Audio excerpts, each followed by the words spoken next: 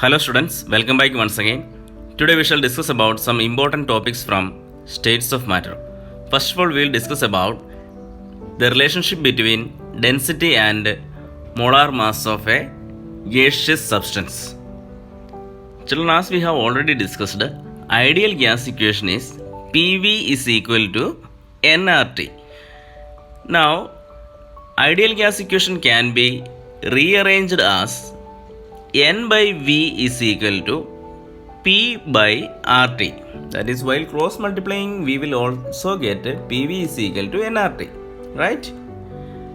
Now, if we replace N means number of moles. Number of moles if we replace by given mass upon molar mass, that is small m divided by capital M, we get M divided by capital M into V is equal to P by RT. You have only just changed number of moles with the given mass upon molar mass.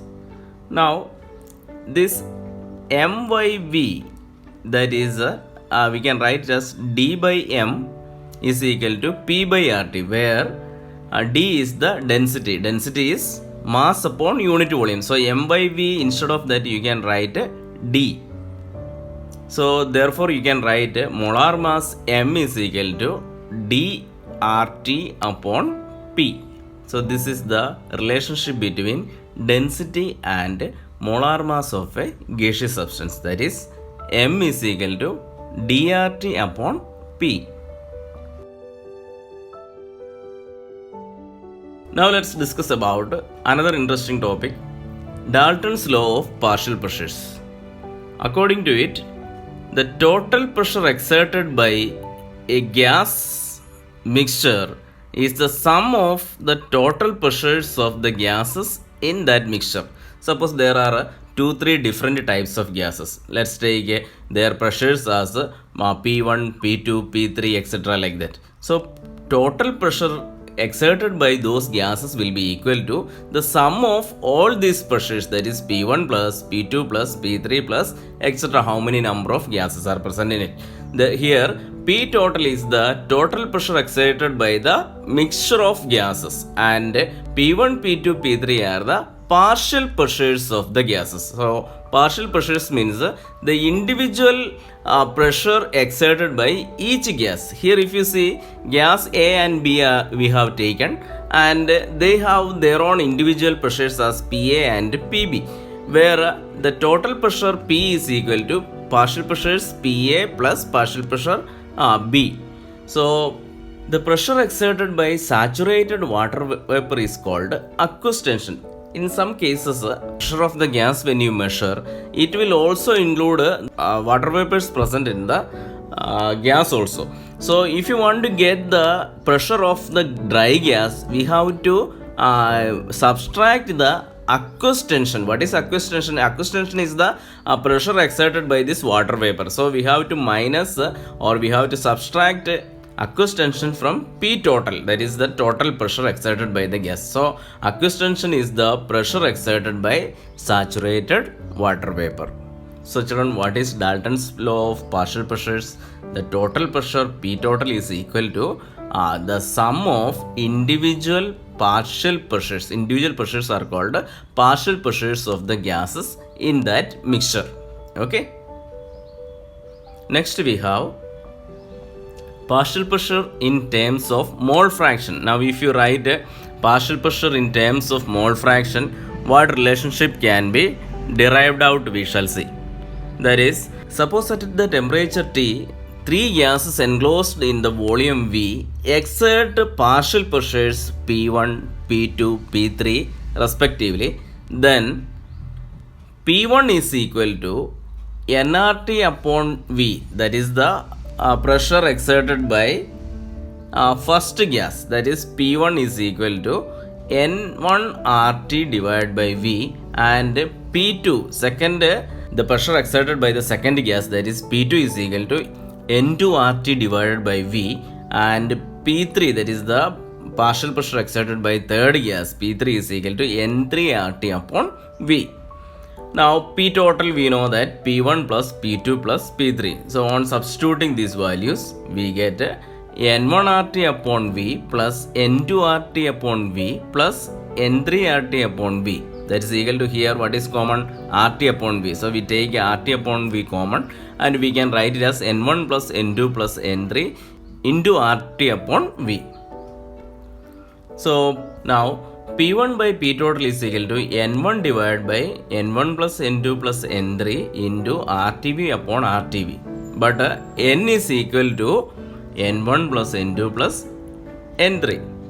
Thus P1 is equal to N1 by N, P total is equal to X1 into P total, where X1 is equal to N1 upon N. Here X1 is called the mole fraction of first gas. Understood, children? So here X1 is called the mole fraction of first gas. What is mole fraction? We have studied in the first chapter as mole fraction XA is equal to Na upon Na plus Nb, isn't it? So that is what only here number of gases are more. So we consider N as the N1 plus N2 plus N3 or Na plus Nb plus N3. Okay, that is X. Therefore X1 is equal to N1 by N. Here X is the mole fraction of the first gas. We can find out mole fraction for any gases like this. Next we shall discuss about kinetic molecular theory of gases.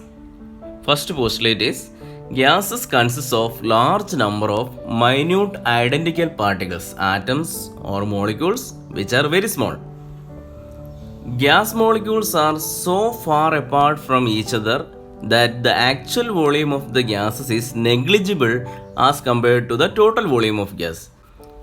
Thus they are considered as point masses. There is no force of attraction between the particles of the gas at ordinary temperature and pressure. Particles of a gas are always in constant and random motion. Particles of a gas move in all possible directions in straight lines. Next postulate is during their random motion they collide with each other and with walls of the container. Pressure is exerted by the gas as a result of collision of these particles with the walls of the container. Collisions of gas molecules are perfectly elastic. This means that total energy of the molecules before and after the collision remains constant. At a particular time, different particles in the gas have different speeds and hence different kinetic energies. In kinetic theory, it is assumed that average kinetic energy of the gas molecules is directly proportional to the absolute temperature. Next we have behavior of real gases. So far we have been discussing about ideal gases, but in actual case it is quite difficult to get ideal gases. Whatever gases we have in the atmosphere as well as around us are real gases only. They deviate from the ideal behavior. Real gases show deviations from ideal gas law because molecules interact with each other. At high pressures, molecules of gases are very close to each other. From the graph we can see that P versus PV, ideal gas is a straight line, a line parallel to the x-axis. In the curve of dihydrogen and helium, as the pressure increases, the value of PV also increases. In gases like carbon monoxide and methane, there is a negative deviation from ideal behavior, means the graph is coming down, right? The PV values decreases with the increase in pressure and reach minimum value characteristics of a gas. After that, PV value starts increasing. So we can say under the line of ideal gas there is negative deviation from ideal behavior, and on top you can see helium, hydrogen shows a positive deviation from the beginning onwards. Next we have pressure versus volume for ideal gas and real gas. At very high pressure, the measured volume is more than the calculated volume. At low pressures, measured and calculated volumes approach each other. From the graph, we can understand that how the deviation takes place in case of real gases from the ideal behavior. At very high pressures, the measured volume is more than the calculated volume. And at low pressures, measured and calculated volumes approach each other. Now we have van der Waals equation. In order to correct the problems in the ideal gas equation, van der Waals, the scientist, has derived an equation known as van der Waals equation. The volume occupied by molecules also becomes significant because instead of moving in volume V, these are now restricted to volume V minus NB, where NB is approximately the total volume occupied by the molecules themselves. So the van der Waals equation is P plus N square A upon V square into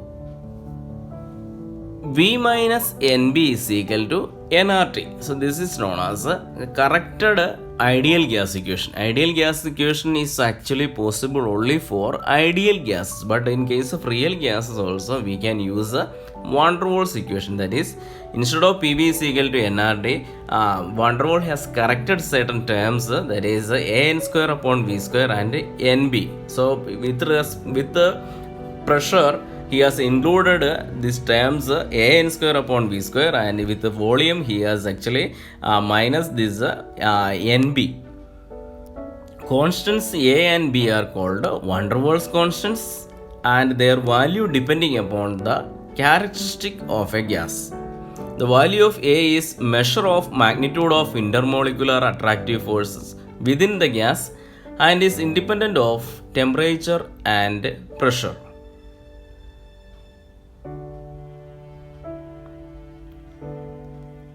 Next we shall look into compressibility factor Z. The deviation from ideal behavior is measured in terms of compressibility factor Z, which is the ratio of product PV and nRT. Z is equal to PV upon nRT. For ideal gases, Z is equal to 1. PV divided by nRT is equal to 1. That is the compressibility factor. At temperature and pressure, because PV is equal to nRT. Look at the graph, we can see the compressibility factor Z is equal to 1 for ideal gas. When ideal gas Z is equal to 1, we can say that Z is equal to PV upon nRT.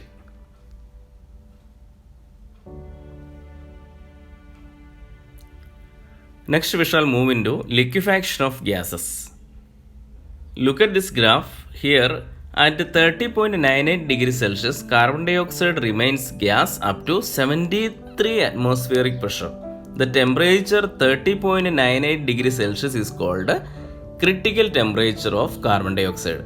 This is the highest temperature at which liquid carbon dioxide is observed. Volume of 1 mole of the gas at critical temperature is called critical volume, Vc, and pressure at this particular temperature is called critical pressure, that is PC. So students, liquid state and their properties we will be discussing in the coming module. Thank you and have a nice day.